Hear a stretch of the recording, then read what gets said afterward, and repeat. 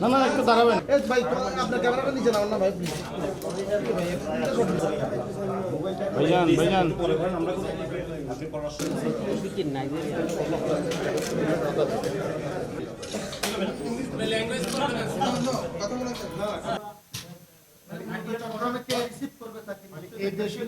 Hotel কর্মী receive করতে নাকি হোটেলে কেউ হোটেল থেকে গাড়ি গেছিল আপনার বলতে হবে ফার্স্ট টাইম না প্রতিবার দিন থাকতে পারে।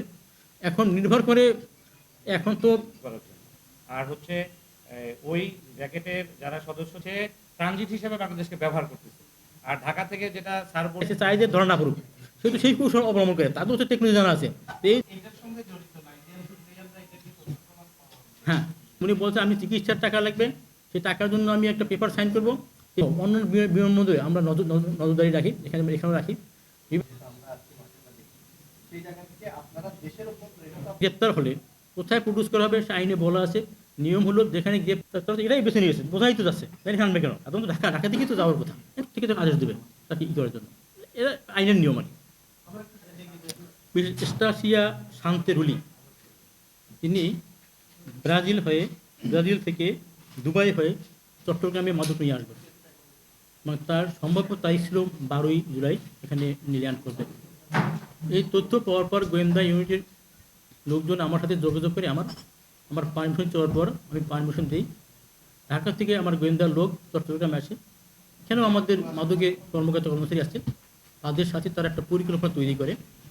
ইতিমধ্যে আমরা জানতে পারি, আমার গোয়েন্দারা জানতে পারে যে তার এখানে পৌঁছার তারিখ 12 তারিখের পরিবর্তে 13 তারিখ উনি আসবেন। অনুরূপভাবে আমাদের সেই গোয়েন্দার লোকজন, আমার স্থানীয় মাদক অধিদপ্তরের কর্মকর্তারা তাদের টিম সহ আগে থেকে নজরদারি রাখছিল। তারা আমাদের চট্টগ্রাম শাহআমর বিমানবন্দরে অবস্থান নেয় সকালবেলা। সেখানে গোয়েন্দা তথ্যের ভিত্তিতে APBN তারাও অবহিত হয় যে এই ধরনের একটি মাদকের চালান আসছে। সেজন্য তারাও তাদের পরিকল্পনা মোতাবেক তারাও সেই আমাদের চট্টগ্রাম বিমানবন্দরে অবস্থান নেয়। ওই দিন সকাল 8টার দিকে সেই যে সন্দেহভাজন তাকে তার তথ্য আমরা আগেই পেয়েছিলাম, তার নাম, তার ছবি, পাসপোর্ট নম্বর আমরা আগেই পেয়েছি গোয়েন্দা তথ্যের মাধ্যমে। তিনি আমাদের সেই 8টার দিকে 13 তারিখে ল্যান্ড করেন এবং তিনি আমাদের বিমানবন্দর ইমিগ্রেশন শেষ করে প্রবেশ করেন। তখনই তাকে আমরা কঠোর নজরদারিতে নেই বা তাকে আমরা অনুসরণ করি আমাদের গোয়েন্দারা বা আমাদের APBN সদস্য তারাও। তিনি এখানে আগ্রাবাদের একটি হোটেলে ওঠেন। তখন থেকে আমাদের কঠোর নজরদারি ছিল তার গতিবিধির উপরে। তিনি হোটেলে অবস্থান করেন 13 তারিখ রাত্র 14 তারিখও। বা যখন তিনি 13 তারিখ ল্যান্ড করেন উনি জানতে পারেন যে ওনার যে লাগেজটি এখানে এসে পৌঁছেনি। তখন তিনি ওখানে কমপ্লেন দিয়ে চলে আসেন। পরে জানা যায় যে লাগেজটি আসবে 15 তারিখে, উনিও জানেন। উনি আবার 15 তারিখে সেই লাগেজ আনার জন্য সকালবেলা বিমানবন্দরে যান।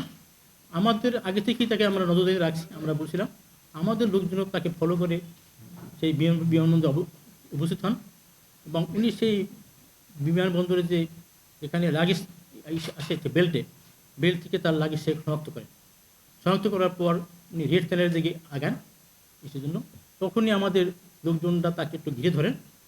ধরার পর যখন বেল্টে আসার পরে যখন স্ক্যানিংয়ে দেওয়া হয় মূলত ওখানে পুরোপুরি ধরা পড়ে না। তা আমাদের আগে ইনফরমেশন ছিল এর ভিতরে মাদক আছে। পরবর্তীতে ওই স্ক্যানিং মেশিন পার হওয়ার পরপরই ওইখানে আমরা ওই যে লাগেজটাকে আমরা আটক করি।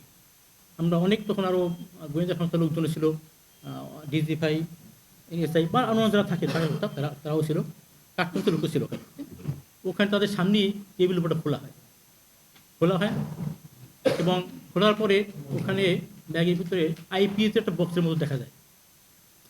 ভাইটি দেখতে IPS বক্সের মতো, তার ভিতরে একটা বড় একটা প্যাকেট। সেই প্যাকেটটা খোলা আরও ছোটো 7টি প্যাকেট পাওয়া যায়। সেই প্যাকেটের ভিতরে আমরা আগে থেকে আমরা জানছিলাম যে কোকেন আসবে, কোকেন সদৃশ দ্রব্যও দেখা যায়।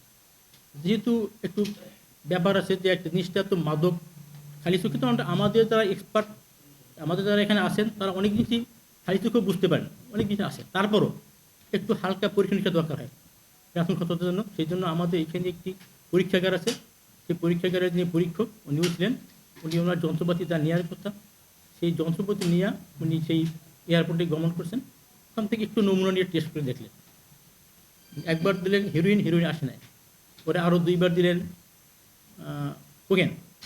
এই কোকেনের টেস্টে ওটা ধরা পড়ে যে কোকেন, কনফার্ম কোকেন। তখন আমরা সাথে সাথে ওই ব্যক্তিকে আমরা হেফাজত নেই। হেফাজত নেওয়ার পর মালামালগুলো আমরা জব্দ করি তাদের সামনে। তো এটা হলো কোন অর্থ রেখে গতকালকের ঘটনা। এখন সেই মহিলা নামটি আমি বললাম, মিসেস এস্তাসিয়া শান্তে রুলি, বয়স 54 বছর। আমি তার সাথে দেখাও করেছি, জিজ্ঞাসাবাদ করেছি। উনি বলছেন তিনি আনমেরিড, বাচ্চা কাছে কিছুই নাই, বাবা মা আছে। উনি এটা ক্যারি করছেন উনি ওনার ভাষ্য মতে। আসামি তো স্বীকার করতে চায় না। তার ভাষ্য মতে বলছে, আমি জানতাম না, আমাকে বলছে যে আমার চিকিৎসার জন্য একটা পেপার স্বাক্ষর করতে হবে, ডকুমেন্ট কোথায় স্বাক্ষর করতে হবে, বাংলাদেশে। এই জন্য বাংলাদেশ পাঠিয়ে দিয়েছে। আর বলছে তুমি একটা বক্স নিয়ে যাও। আমি বক্স নিয়ে আসছি, আমি জানি না, ওনার ভাষ্য। আসামি তো পড়েই থাকে, তাই না? আমরা ওনার কাছে এটা পেয়েছি, কিন্তু এর মধ্যে আসার পরে ওনার যে মোবাইলটা আমরা হেফাজতে দিয়েছি, আমরা মোবাইলটার উপরে নজরদারি করেছি। মোবাইলে বিভিন্ন মেসেজ আসছে। এই মোবাইলের মেসেজের ভিত্তিতে আমরা আরও 2 জন নাইজেরিয়ান নাগরিককে বাংলাদেশ অবস্থান করে ঢাকায় শনাক্ত করেছি। তারা এখন আমাদের কঠোর নজরেতে আছে, যে কোনো মুহূর্তে গ্রেপ্তার হয়ে যাবে। আমরা আর 2কে ট্র্যাক করেছি। এভাবে আমরা কার্যক্রম করেছি। আপনারা জানেন যে মাদকদ্রব্য নিয়ন্ত্রণ অধিদপ্তর মাদকের বিরুদ্ধে এককভাবে যেমন অভিযান চালায়, আবার যৌথভাবে। আমরা এককভাবে, পুলিশও অভিযান চালায়, বিজিবিও চালায়, কোস্ট গার্ডও চালায়, সবাই করতে আমরা করি, কখনো এককভাবে, কখনো যৌথভাবে। আমরা এই যে আমাদের পুলিশ বাহিনী, আমাদের র্যাব, আমাদের কোস্ট গার্ড, আমরা মনে করি প্রত্যেকে একে অপরের সহযোগী ও পরিপূরক। আমরা অন্যায়ের বিরুদ্ধে লড়াই করি, মাদকের বিরুদ্ধে লড়াই করি। আমরা সবাই মাদকের বিরুদ্ধে লড়াইয়ের সৈনিক।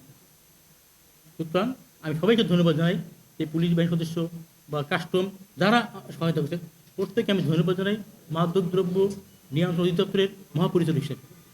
এটা আমাদের একটা বড় সাকসেস। কারণ আমি যেটুকু জানলাম যে চট্টগ্রামে এত বড়, প্রায় 3 কেজি 900 গ্রাম, 4 কেজির মতো কোকেন, এত বড় কোকেন উদ্ধার এই চট্টগ্রামে কখনো হয়নি। এটাই প্রথম, বা এটা একটা বড় সাফল্য আমাদের অধিদপ্তরের। বা আপনারা জানেন এই কোকেনের সর্বোচ্চ শাস্তি এই অধিক পরিমাণে মৃত্যুদণ্ড। এটি আমাদের ক শ্রেণীর মাদক বলি, অর্থাৎ যেগুলো পাওয়ারফুল মাদক, হেরোইন, কোকেন ক শ্রেণীর মাদক। এই কোকেন আইনে বলা আছে, মাদকের ক্ষেত্রে বলা আছে পরিমাণের ভিত্তিতে সাজা হয়। পরিমাণ কম হলে সাজা কম আছে, বেশি হলে বেশি হয়। 25 গ্রামের বেশি হইলে এই ক্ষেত্রে মৃত্যুদণ্ড। সেখানে তো 4 কেজি মতো, 3 কেজি 900 গ্রাম, তাই না? অনেক বেশি আছে।